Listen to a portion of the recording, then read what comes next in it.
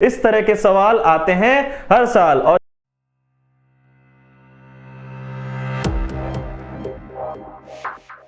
Hello बच्चा party, चलिए हम फिर से आ गए हैं इस सीरीज में, जिस सीरीज का नाम है इस तरह के सवाल आते हैं हर साल। और इस सीरीज में हम क्या करने वाले हैं, जितने भी प्रीवियस ईयर क्वेश्चन है वो सारे डिस्कस करेंगे। और आज का जो टॉपिक है वो है dipole in a uniform external field, और इस पे हम आज करने वाले हैं 3 मार्क क्वेश्चन। तो चलिए शुरू करते हैं। तो 3 मार्क का क्वेश्चन ये है कि derive an expression for the torque experienced bye an electric dipole of dipole moment P in a uniform electric field E।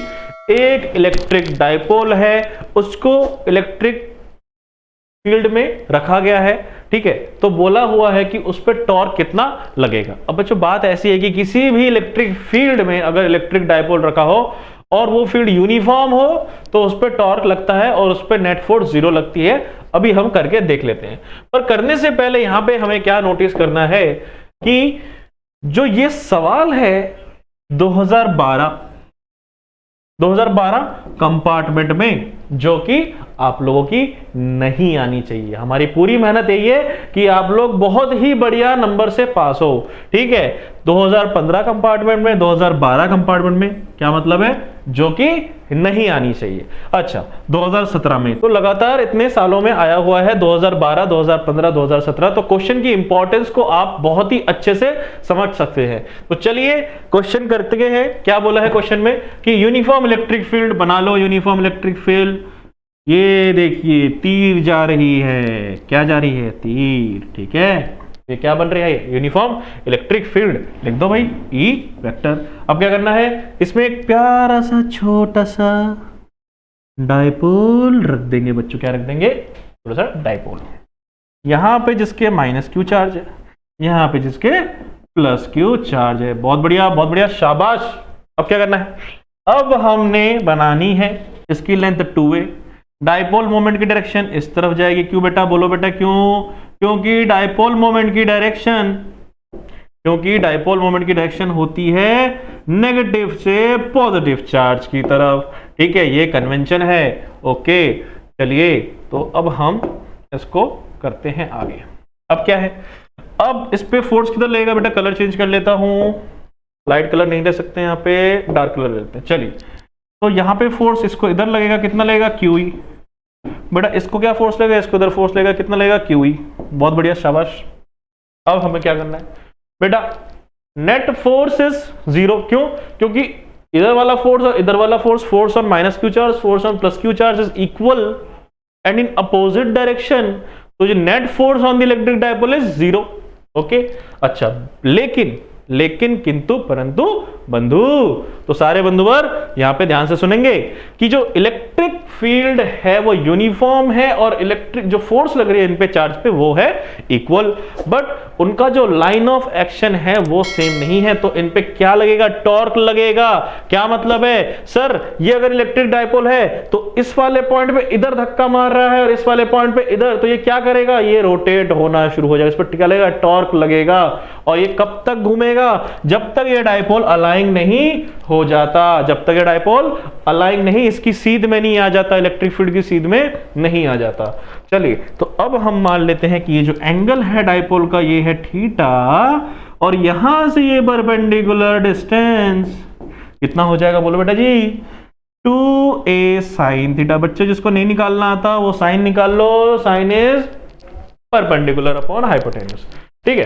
तो ये आपका आ जाएगा 2a sin थीटा। बहुत बढ़िया, this is the perpendicular distance between the two charges. आगे बढ़ते हैं। अब आगे देखिए हमें क्या करना है, टॉर्क का फॉर्मूला होता है either of the force into perpendicular distance between the force. दोनों फोर्स के बीच में कितना परपेंडिकुलर डिस्टेंस है, मेरे साथ बोलेंगे सब। Torque is equals to either of the force into perpendicular distance between the force. चलिए तो करते हैं। फोर्स कितना है, Q into E। Perpendicular distance कितना है, 2a sin थीटा। तो सिंपली हम क्या करने वाले हैं, ठीक है। अब क्या करेंगे हम, टॉर्क इज इक्वल्स टू, तो लिखूंगा Q into 2a into E into sine of theta और आप बहुत अच्छे से जानते हैं Q इंटू 2A क्या होता है, दिस इज डायपोल मोमेंट। तो tau is equals to P E sine theta. तो टॉर्क की वैल्यू आ गई।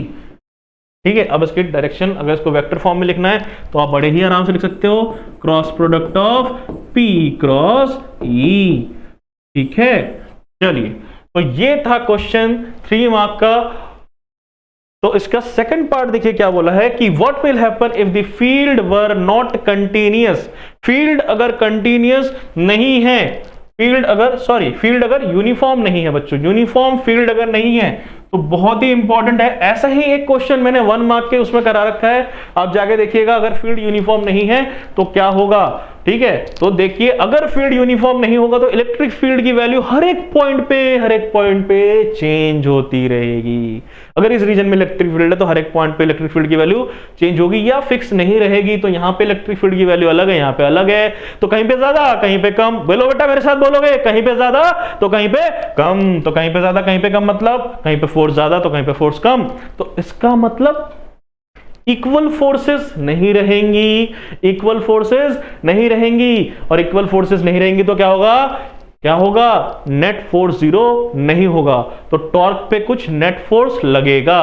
तो जब यूनिफॉर्म फील्ड थी तब नेट फोर्स जीरो था।